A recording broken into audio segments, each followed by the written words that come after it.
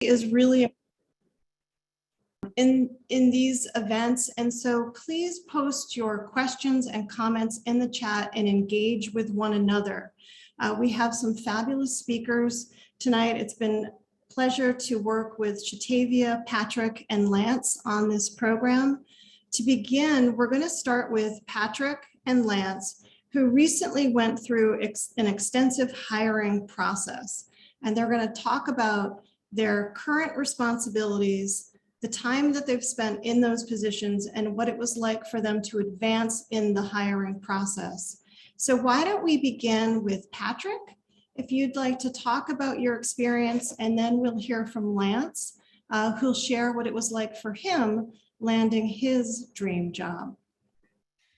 Thanks, Kristina. Yeah, so my name is Patrick Martin. I just recently landed the job with the Southern Poverty Law Center. So I started at the end of January, just under 3 months. Moved down to Montgomery at the end of February. They did let me work remote for a while I was trying to figure out this move. And I'm the education coordinator, so I deal with all of the groups larger than 10 people. It could be school groups, it could be senior citizen, Rhodes Scholars. Today we actually had a choir group from Wales coming to tour. So everybody, right? And I get to deal with all of them. When they try to reserve a trip, that comes to me. I schedule that, greet them when they arrive, give them a tour, follow up post-visit, just that point of contact for the whole thing. And that's a lot of what I was doing at Andrew Jackson's Hermitage before. I was the education manager there, so I dealt with all of the school groups that were coming through. The difference being that was specifically school groups. Now it's everybody coming through on a tour. So I get to interact with a lot more people from a lot of different backgrounds. And what kind of led me to my current role, my degree, like Zinnia said, is in the history of race and religion in America, right? So how religion has played a role in race relations, how it can bring about racial reconciliation, racial justice. So I studied Andrew Jackson. Before that, I was actually a formal classroom teacher. I taught in inner city Memphis. I moved abroad and lived and taught in an orphanage in Ghana. So kind of bringing that educational experience into that social justice work, being able to do all of that in a museum setting is really fascinating to me, and that's where I ended up. I found the job on AASLH, so definitely check out those job boards. Those are great resources to find what you're looking for. And I always wanted to work with the Southern Poverty Law Center. That was kind of always a goal of mine. I saw the job, applied, thought I would never in a million years get it, but I did. Through that, just applying, I mean, it was a rigorous process with 5 different job interviews going on all in the same week, and having to decide what was the right fit for me. So ultimately, that's what led me here in Montgomery, Alabama. Great, thanks for that. And Lance, do you want to talk about how you landed this particular position and what prepared you for this role?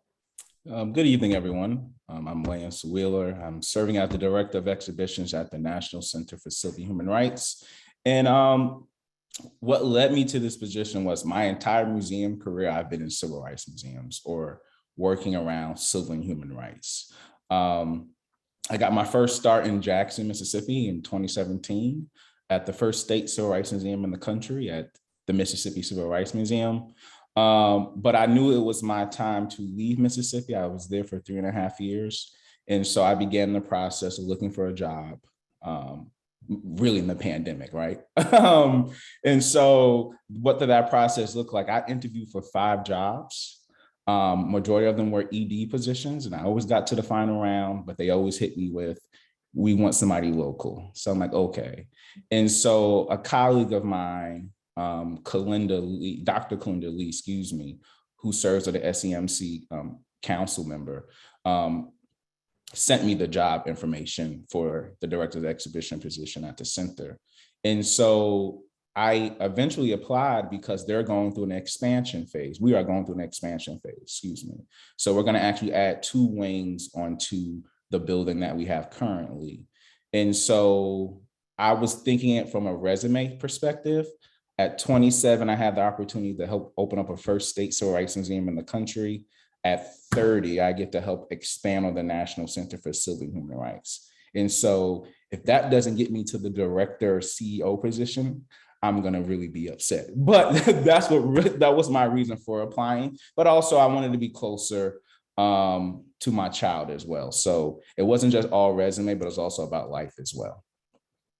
And in my current position as the director of exhibition, it's my job to maintain the physical space of the museum through the galleries, maintenance, also going through this expansion. So we're constantly meeting with the design team, but also we are mandated at the center to display the Martin Luther King exhibition at the Morehouse collection. So it's a huge relationship where Morehouse owns the King collection. The AUC Woodruff Library are the stewards of the collection, and we are mandated to display this twice a year. And so that is my role at the center. Great, great. Thank you both. You spoke sort of in different ways of getting to something that interests me, and maybe for people who are thinking about a move or how they can highlight their previous experience. Patrick, you mentioned that you had been a public school teacher. So how in your resume did you translate those skills and qualities into a museum setting? And Lance, for you, what did you put on your resume, or what did you bring out that highlighted your leadership experience?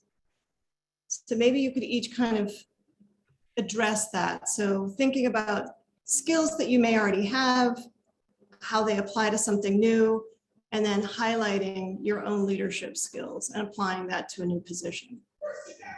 Yeah, so for me, all of my positions within the museum field have been in education, and that's where I want to focus, right? So as education manager at the Hermitage, I'm the education coordinator here at the Civil Rights Memorial Center. So being able to take that classroom teaching skill set and just kind of tweak it a little bit, right? And I always say one of the biggest reasons I left formal classroom teaching is because of the limitations on how you can teach that history. Obviously, we're seeing that in the news now, right? Every day in different ways.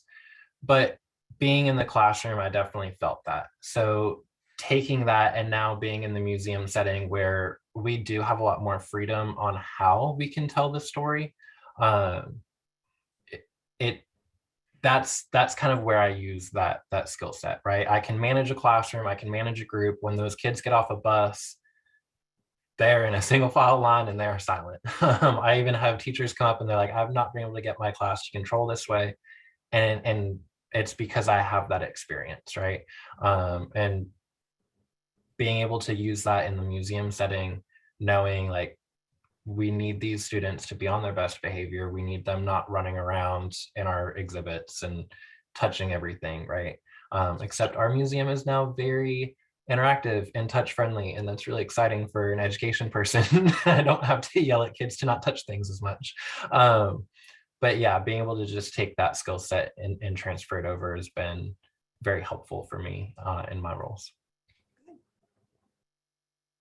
I would say for me, building upon my leadership skill sets, I have to give all the credit to my former director, Pamela DC Jr. at the 2 Mississippi Museums, and her really immersing her staff into taking the lead on projects and taking a step back and saying, you are going to be the next generation of museum professionals. It is my job to train you to either take my job or to leave to take a better job.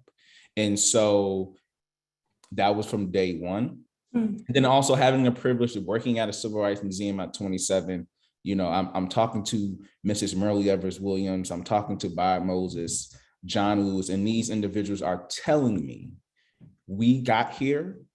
You are here because of us, and these buildings exist because of us. And so you have no room for failure. So how do you become the best leader? And so taking that torch from them and saying, how do I do this work?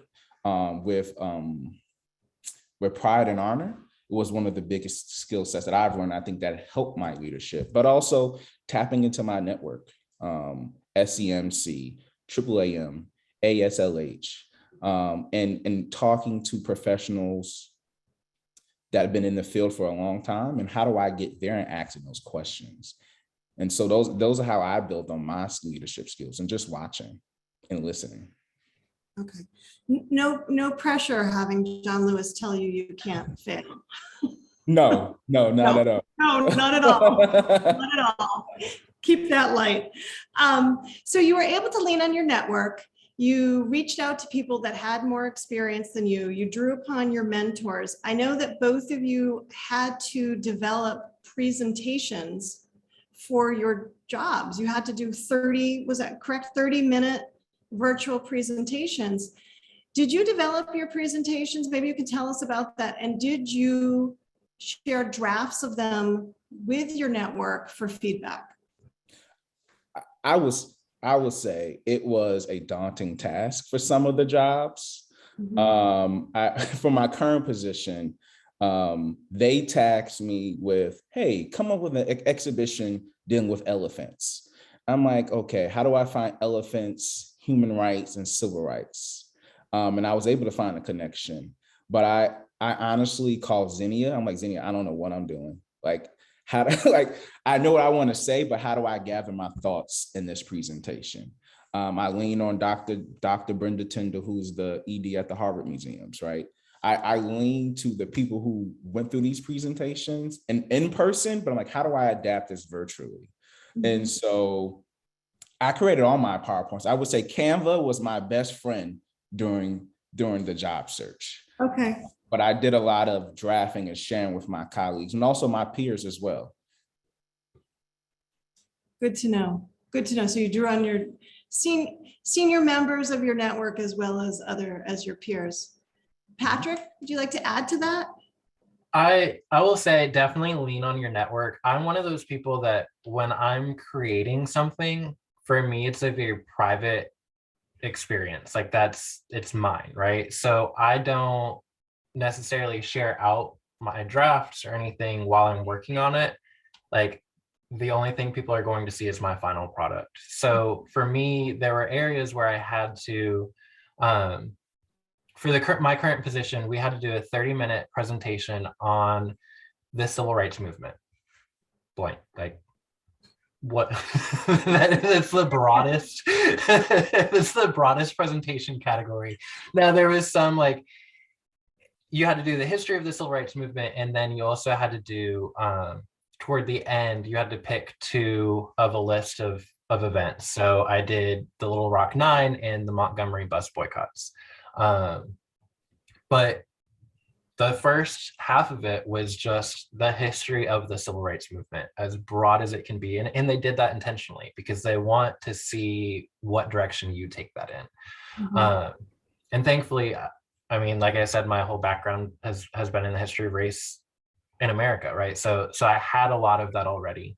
They wanted you to make it as close of a personal connection as you could. So you had to also like talk about yourself, do a little brief intro, and then like what role you've taken in like modern activism.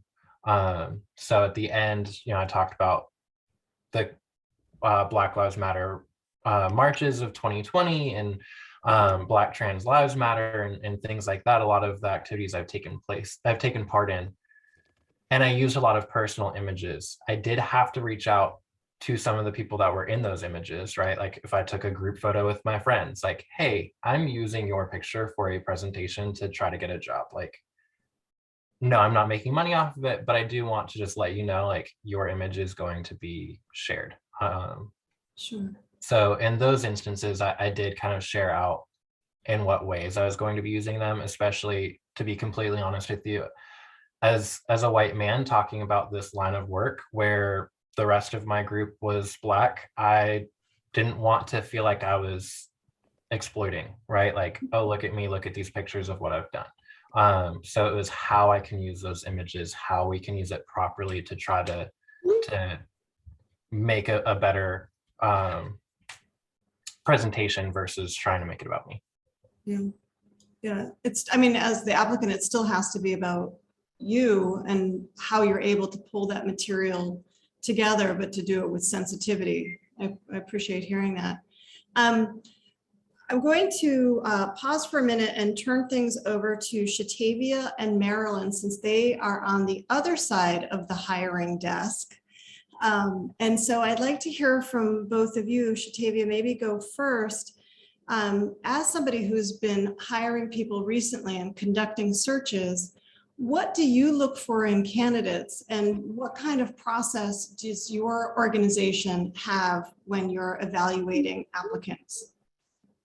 Good evening, everyone. First, I would say that the process entails, for me as a department head or as a hiring manager, is definitely seeking out or recruiting an interview panel. And this would consist of people that would most closely align or work closely with the person that I'm interviewing or that particular position. So finding folks and putting the right people in the room that will definitely help to make a very informed decision. And I think it's important that within our institution that we continue to sort of uphold that model, because we are very, very collective group of folks, and one person is going to work with 12 different departments. So I think that's important on the forefront. Also within our role, I guess in my role as a hiring manager, is just reviewing the applications and cover letters, resumes, all of that information, sort of getting those things compiled, and then literally coming up with about, I would say, 7 to 10 top applicants out of that pool. And then going over doing like a preliminary interview, just trying to see how people are aligned and if their interests will most closely align to what we are seeking as an institution. And then from there, dwindling down that number down to the top 3. And with that top 3, we will present that top 3 to the panel. And then pretty much at that point, it's an open conversation. Have the candidates have an opportunity to ask as many questions as they want. Just gives us an opportunity to see how this particular person will most closely align to what we are seeking as an institution, and also the goals that we have kind of set forward moving ahead. And then what was the other part of your question? I think it was 2-part. What am I looking for? Yeah.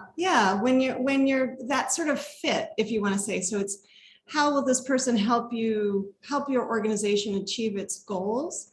But I think what Patrick and Lance were saying, they were talking a little bit about making sure that their values aligned with the institution. So if you're representing the organization, what do you look for in a candidate to make sure that they're going to have? I would say the exact same thing. Yeah, I would say the exact same thing, that we're looking for people and that what values they sort of hold as well, and how would they fit in terms of with the culture. I think that's important for both the interviewer and the interviewee to identify what, is this the right place based on your particular values and your culture? Is it something that I align with? Because if it's not, then most likely it will not be a great fit, and you become, candidates can become very frustrated long-term because it's just not aligned to their interests. So I think most importantly for me is to ask those questions to get a little bit deeper in terms of how they see, how does the candidate see themselves here within the institution? Like, what part do they really kind of, like when they saw the application, when they read the application, what part about that really stood out to them as saying, hey, I can make a difference in this particular avenue. And I think that's extremely important for candidates to identify what is it that I can contribute, and not so much as what kind of paycheck can I take from here. Mm-hmm. Mm-hmm. Good advice. Thank you. And Marilyn, what about for you? You've run a search firm. You've conducted over 100 successful searches. What's that initial impression? What do you look for when you're putting together a pool for a position? Well, it depends on the position, and I thought I would run through a little bit of some of the process and where you as the applicant, can have a positive effect there. We generally are looking for directors and senior people. So if you're in an entry-level position, you probably wouldn't be working with a search firm, but the same process would be occurring. It's just the museum would be doing it without a firm.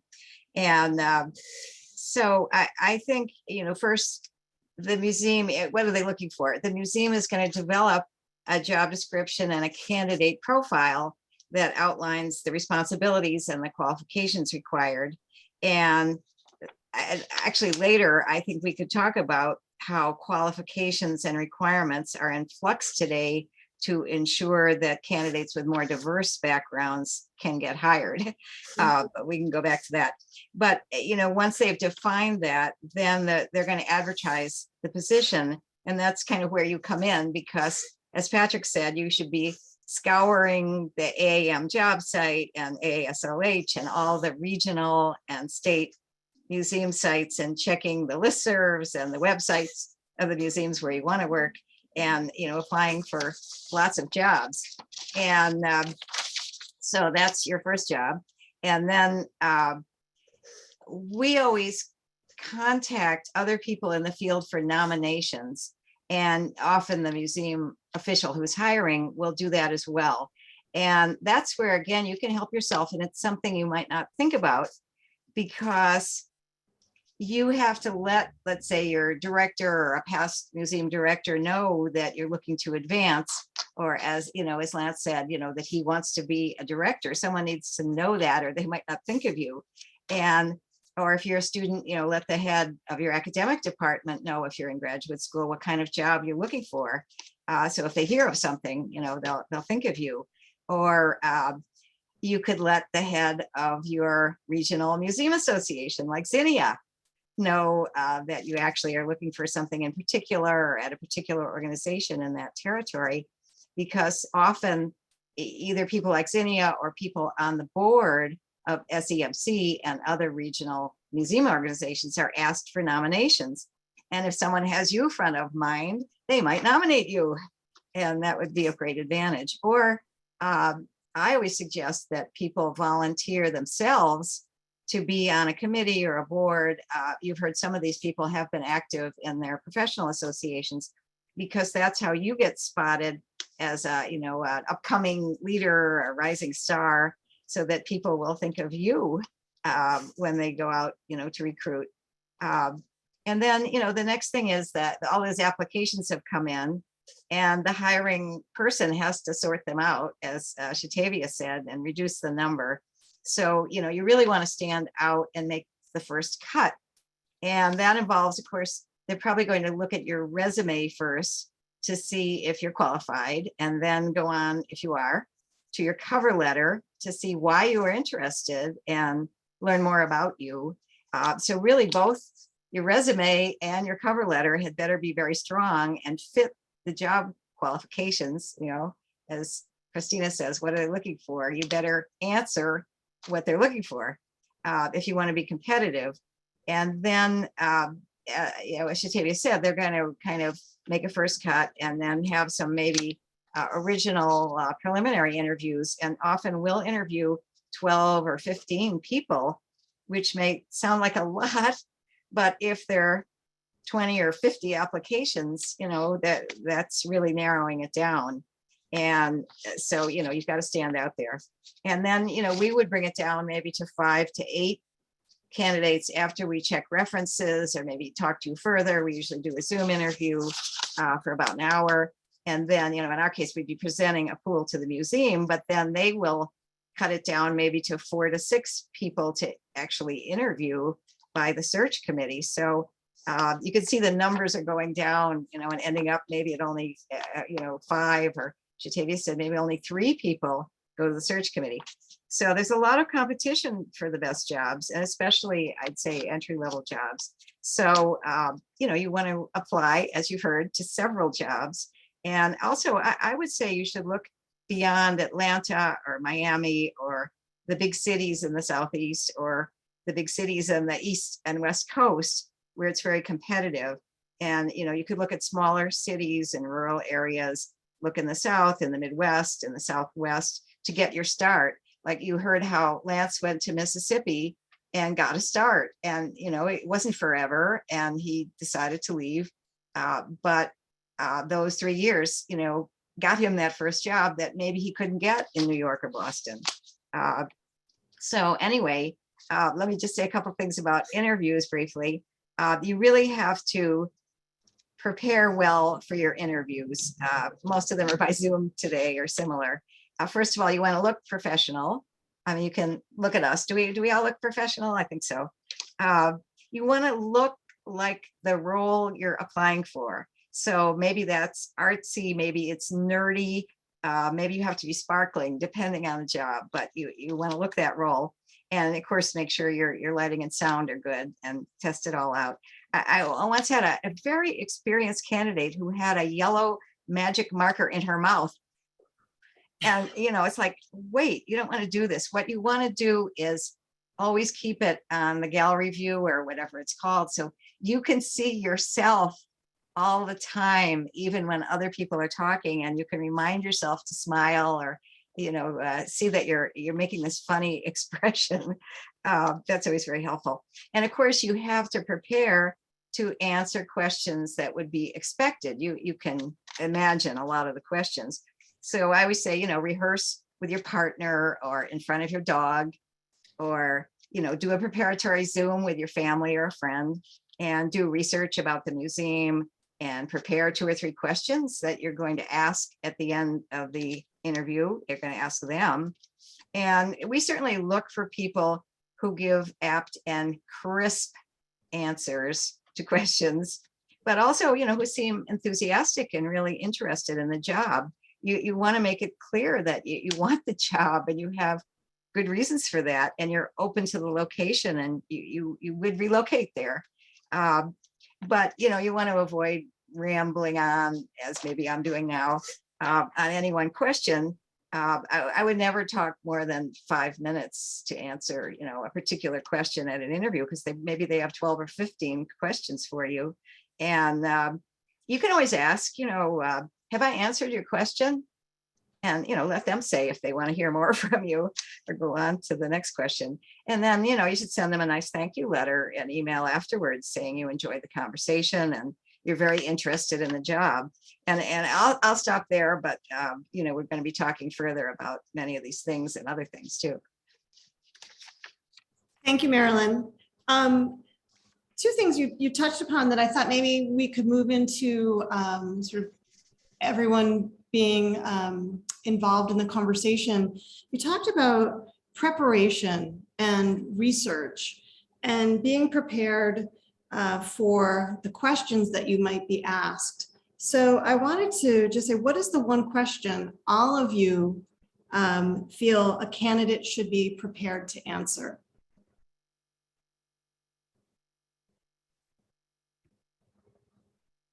Well, look, the first question is probably going to be, either give me a summary of your career, or why are you interested in this job? And I would say, say, tell me about yourself and what interests you about this position. I would also say, like, how do you see, I guess, something about how are you able to add to our organization? I think that's important. Yeah. And then also, Marilyn, you had mentioned relocating, and Lance, you relocated, and Patrick, you've relocated internationally a couple of times, sounds like. So when people are looking for a job, and if they're thinking about going outside of a major city, what are some of the things that they might want to take into consideration if they're looking for a job that it would require them to relocate? For me, and I tell people this all the time. I'm from Jersey originally, lived in North Carolina, and I went to Mississippi. I went to Jackson, Mississippi, and I would do it all over again. But I tell people, you don't have to say yes to the first job if you're coming out of a museum program. That's just my opinion. I think you should be able to equate, okay, do they have a direct flight to that city? Are the infrastructures good? If you're married or have children, is the school system good? I think you should always have a game plan. My game plan is always, by year 2, I'm making a decision if I'm going to stay here long enough or I'm going to leave. But I think you have to know the city, the infrastructure. I personally believe, I'm sure Patrick feels this way, if you are doing the work that we do, that's civil and human rights, you should live in that city where that museum is located. Because the very first thing that community members are going to ask you, where do you live? And so if you tell them you don't live within that city, they're going to look at you differently. And that's really another barrier that you have to try to knock down. And so I'm a big proponent of those things and those considerations before just saying yes or relocating for a job. Yeah, and obviously people have partners or spouses or aging parents to take care of, and there are a lot of considerations. I would second what Lance said about where you're living, right? Like you don't want to be living in this neighborhood, but all of your outreach is supposed to be over here. But also just on a larger scale, I mean, being in the field of social justice work, like yes, that happened all over the country, but like there's definitely a lot more of it in the South, right? So where in the country do you want to live? I got offered I was interviewing for 5 different jobs, and in the same day got offered a job in Vermont and in Montgomery. And it's like, which one made more sense to what I wanted to focus on, right? Also, I was in Nashville. Montgomery is 4.5 hours away. Vermont is not. So also about family, right? Where's your family? But another big thing, and I think ultimately this was the final straw that made me decide on Montgomery, was relocation assistance. And that's okay to be a deciding factor, right? And it's okay to ask about in the interview. The job in Vermont was going to reimburse me up to $3,000. The job in Montgomery gave me $6,500, no questions asked. Like, that's a big deciding factor, and that's okay if that's in your decision process. It doesn't need to be the only thing, right? You need to want to be there, but that definitely plays a role. You need to be able to move comfortably. You need to be able to have that moving forward. Can you afford a move to this side of the country where this other job is offering you that assistance? And I want to follow up behind that. It was the opposite for me. I got offered the chief curator position at the Birmingham Institute, right? And I got offered the job here in Atlanta. And Atlanta would not pay for my relocation, but Birmingham would. And so I use my leverage and say, well, Atlanta, if you want me to come, I'm going to work remote for the first month, and then I will come. And so they were able to say, we will do that. And so I ultimately came to Atlanta, also because of proximity to my family as well. But I want to say in that situation, you can always use your leverage if they really want you as well. I'm also sort of curious too, on the other side, since many of you are in museums with social justice and civil rights focus, Shatavia, in the wake of 2020, how has your organization changed their hiring practices? And Marilyn, what are you seeing in your work with other institutions? Well, one of the main things is that we're not, I guess the demographics of the candidates are not revealed to us. And so everything is pretty much a blind process up until the point where we get in front of the camera and we say, hello, welcome, welcome to an interview. So I think that has been definitely beneficial in terms of, for me, because I didn't work with the institution much longer before the pandemic sort of hit. So from what I can see now, from my vantage point, that has definitely been instrumental in making sure that we are being equitable in our decision-making and just trying to do things the right way. Yeah, I would add that there's been a welcome change, that a lot of very qualified people, whether they're Asian, African-American, Latino, who had been passed over for decades, are suddenly being taken seriously and actually hired, which is a welcome and overdue thing. And I know, at our firm, we've really made an effort to educate ourselves with various, readings, webinars, talking to people to make sure that we're being more sensitive and being more open. I mentioned about changing qualifications. People have gone, I hope, from saying, oh, you had to have a degree at an expensive private college, because those were, quote, the best people, or where I went to school, to, looking at people who came up through community college, state university, but maybe they ended up at Stanford and got a PhD because, they didn't have the same money at the beginning when they're brilliant. So I think people are more open to different paths to senior jobs. I think we always try to present a diverse field now. And I think on the one hand, it'd be hard to present things blind because people want the diverse candidates, and it's an advantage maybe, to be diverse now. So I don't know about, we don't do it blind. But I know, I've heard that of other places at universities and so on. But yeah, there's been a big change, and I think for the better. Thanks, Marilyn. And I know what you're saying too about people kind of want to know. I think it's very hard in this day and age to maybe prevent search members from doing their own research. Members of search committee, once they know the name of a candidate, it's very easy for them to do their own searches.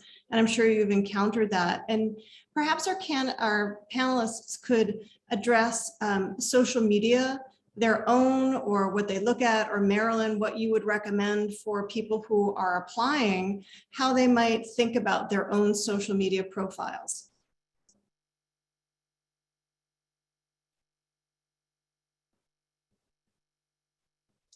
Did anyone take pains to scrub their social media profile or burnish their social media profile?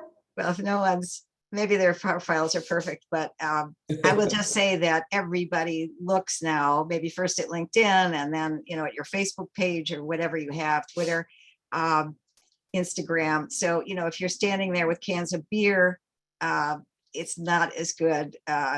Anyway, all your political leanings and all kinds of things may be out there, and they may not coincide with the Board of Trustees' views, or anyway, everyone looks at it. You got to scrub it.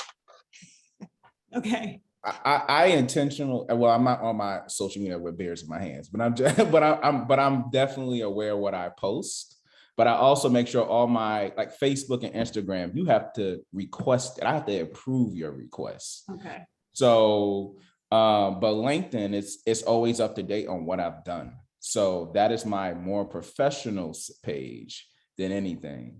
But I will recommend, if you do have those things on your social media, if your settings are not private, clean it up. But if you don't want to, then make your page private, and be intentional what you do post, because that is the name of this game. People are going to look you up, and ask other questions then. I think my take is a little bit, is maybe along the same lines as that also, but I just really I would hope that people would strive to be a person of integrity. So the person that you are in private should be the same person that you are in public.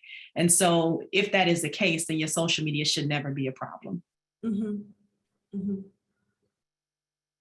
Thanks for that reminder. I think integrity is so important for people when they're applying for a position, to make sure that they're accurately recording their skills, but also really exemplifying the values that they live by when they're applying for a position. I'm going to start taking some of the questions that are appearing in the Q&A. So if you're listening and you have some specific questions, please put them in the chat or the Q&A, and I will be sure to get to them.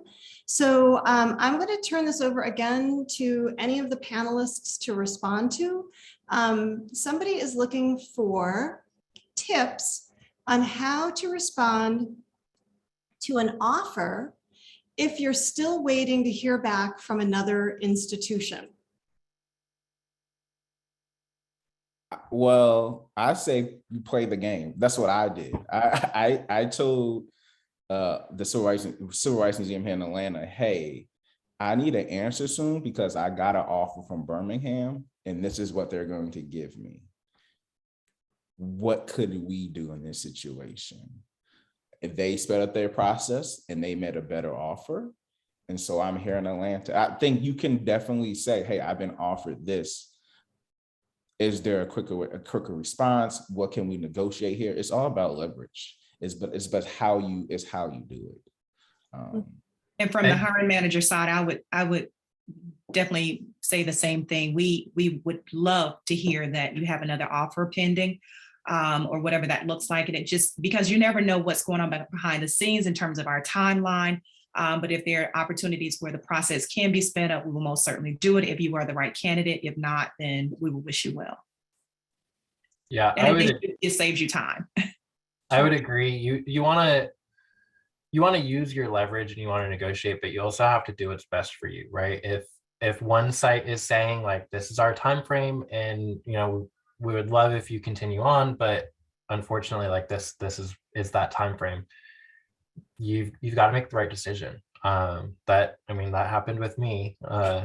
Shatavia, I was interviewing with her, and it didn't line up. And as much as I was definitely considering that position, I needed to take what was right there. And I couldn't, that wasn't a time when I could roll the dice. If you're able to roll the dice and you want to, then great, wait it out. But you need to weigh all your options, and you need to do what's right for you. Yeah. Although I often tell people to take the bird in hand. If, they have to give an answer to one, and they know, even if you're a finalist in another job, you might have a 50% chance or a 33% chance if there's 3 finalists. So I remind people that. So maybe you should just take the other job. But, there are a lot of factors, as you hear. Sure. Okay, and here's another question. This person worked in museums during college up until 2021. They're now in a non-museum role in higher ed. They're finishing with a degree. They volunteer at a local museum. Any tips for how to leverage non-museum work when they want to perhaps re-enter the museum world? I can take that one. Okay. I started out as a director of education at the Atlanta History Center with no museum experience. All of my education background, everything was in education, the field of education. I was, curriculum and instruction. That was my skill set. And so what I was able to do is I utilize the talents and the skills that I had.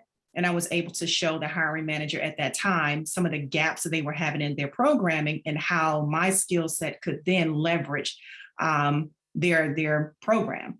And so based upon that then opened up an opportunity for them to say, oh, this is something that we need to work on. And so as a result of that, it really just shifted the culture. It shifted their expectations, and it shifted the department as a whole. It shifted the institution. So yeah. Can I just follow up with you? How did you identify the gaps in their program? Or was it just something, what did you do to identify those? Well, in my field of education, I've been in the museum space before. I brought students there before. Also being, around history, I know some of the things in terms of how education works for students, some of the common trends, some of the, the pedagogy. I knew what it takes to really educate students in some of those gaps that we were experiencing on the forefront within schools. Okay. So within that, I was able to identify, based on the resources that the History Center had, where they didn't necessarily line up. And so that was what I showed them. And that went, obviously it helped at some point. Yeah, I think doing that sort of research, or at least visiting the institution if you have the opportunity, and maybe doing a little reconnaissance is useful. Yes. So I would definitely say for that particular person that asked the question, just really, don't try to be something that you're not. You can only present yourself as is, and just really, truly figure out what you are good at, what's your niche, what's your thing, what's your peanut butter and jelly, and then take that to the forefront and present it. And if they want it, they do. And if they don't, it's not your place. Okay. But be confident in what you bring to the table. Okay. Here's something else that I think requires a lot of confidence: to know your self-worth, to know what you bring to the position. Salaries. How do you negotiate salaries? What do you say if you get asked what your salary requirements are?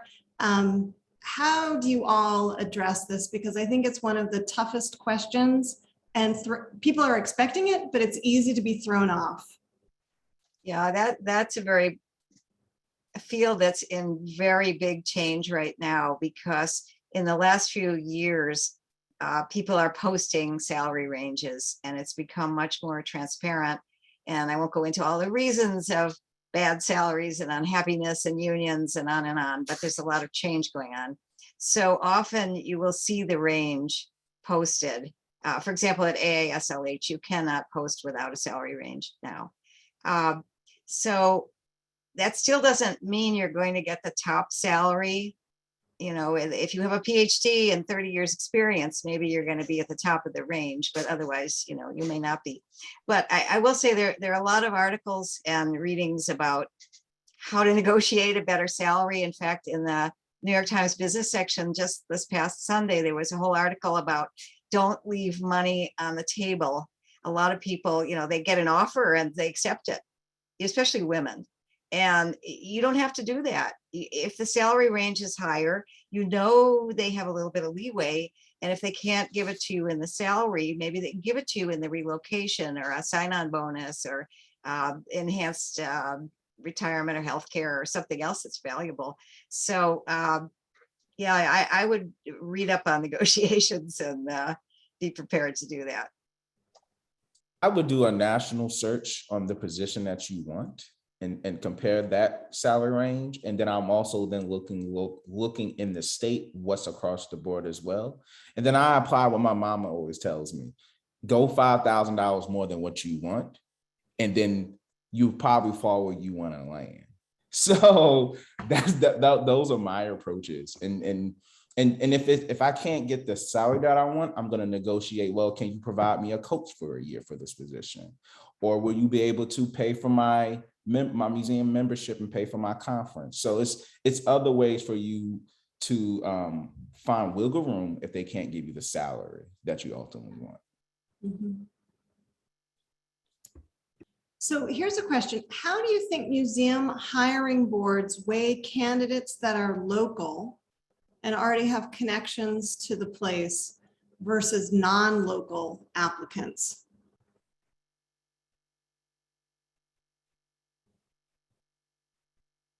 That feels like a Lance question. Yeah.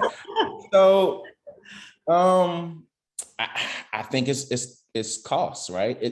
I can relocate this person, or I can get this candidate who's local, who's ready in this network of people. Like I said earlier, that's happened to me a few times looking for these jobs, being a finalist. So I think the local is always going to win unless you blow them out of their socks. Yeah, that's interesting, because we try to educate boards and people that are hiring that the person doesn't have to be local. They're going to make contacts very quickly, and that museum professionals move from one city, one part of the country to another, and that the institutions are similar enough that they're going to be able to jump right in and hit the ground running. Because often they start out looking for local, and they hear from a few people, maybe that doesn't matter so much, or people can be successful. And relocation is a one-time cost, so it really should be a factor in hiring the best person. But along the same lines, so if you are somebody who's interested in moving, or maybe you're in a rural area, do you have any advice for applicants to really communicate that they're willing to relocate, that they're coming from a smaller area, a smaller city or a rural area, and they really are looking to relocate, so that they can perhaps eliminate that edge that perhaps a local candidate might have? I would say put it in the cover letter, right? Like, acknowledge the fact that, yeah, you're not local, right? But why do you want to move to this new city? Why are you looking to get out of wherever you are? And I was very transparent about that. Coming from Nashville, I was like, look, Nashville's not it for me, right? Like, Nashville is growing a lot faster than I am, and like, I'm good. Like, I'm gonna move on. And maybe that's why Atlanta didn't work. But just being transparent about that, right? Why are you looking to relocate? And don't sit there and degrade your job. That's not what they're looking for. But what about your job profession, your characteristic is making you want to relocate, because there's going to be a reason. Obviously, our field in general just does that. That's what we do. But why are you personally looking to do that? Yeah, and I think, people look in those cover letters for a reason. If you have a family nearby, or even a cousin, happens to live nearby, or you've been there before, or whatever it is, the more you say they're looking for some reason, because people have a longer tenure if they, do have maybe a family there, or it's where they want to be. I will say one thing that might surprise you is that the number one reason that we can either relocate people or we cannot relocate them, they can't move, is they're taking care of elderly parents. So if that's part of your situation, the sandwich generation here, taking care of kids and parents, you could say that because it's just incredibly common. And that's one reason sometimes you can move someone. Like I moved someone from California to Boston because her elderly parents were in Connecticut and she was tired of flying, 3,000 miles all the time, every time they got sick. So it, can be a reason why they want to hire you. You want to move because of that. Mhm. Mhm. I just have a quick follow-up question. So, because I always advise that the cover letter is very important. Shatavia and Marilyn, did you look? Is it still important? It is. It is. It just gives a more thorough outlook into the candidate and what their interests are and where they're trying to sort of go. Yeah, and you could tell a form letter from one that's written for your job. It should be for your job. Mhm. Well, Zinnia, we are at 7. I know that we could continue this conversation, and I still have more questions, and I think there's some in the chat that we just haven't been able to get to. But in the interest of time, I think we should end, and just wish everyone who's looking for a job good luck with their searches. Draw on your network.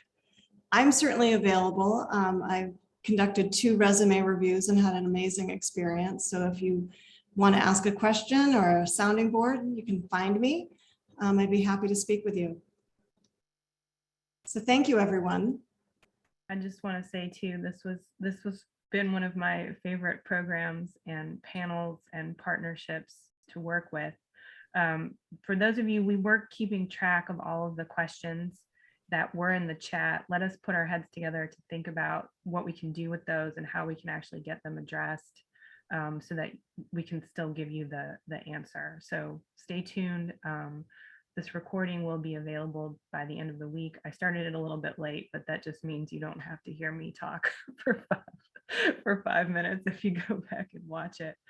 Shatavia, Marilyn, Patrick, Lance, all of you guys, thank you so much. And Kristina for wonderful moderating, and Alex for helping pull all this together. This was really a great hour to spend with all of you. So, And I just want to say, I put my contact in the chat if anyone wants to follow up in conversation. I did as well. I'll throw mine in there. Okay. I think also just one last thing is in addition to knowing when to land the job, it's also very important to know when it's time to go. Yes.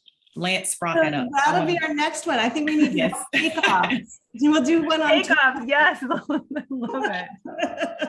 We're gonna go far with this theme. We will. It's going to be great. So Amy, can I do? I was going to say, you're all agreeing. We're going to bring you back in 6 months. We're going to be a takeoff. Amy, can I do a shameless plug real quick?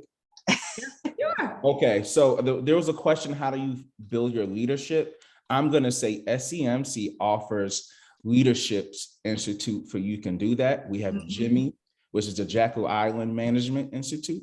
Also, AASLH also offers a leadership as well. So look at your museum organizations that offer those resources. They can help you fill those gaps. Jobs would like to say, well, you don't need that much paper. You really do. People are going to look at what you have done and build upon. So look at SCMC. I'm a council member, so I'm going to do my shameless plug, but look at us, please. And we do offer those management and leadership skills. So thank you. Thank you, Lance. Gold star. All right, thank you, everybody. Go on with your evening, and we will see you on the next program. So have a good night. Bye, Zinnia. Bye, Bye. everyone. Thank So you. just- Bye-bye. Thank you.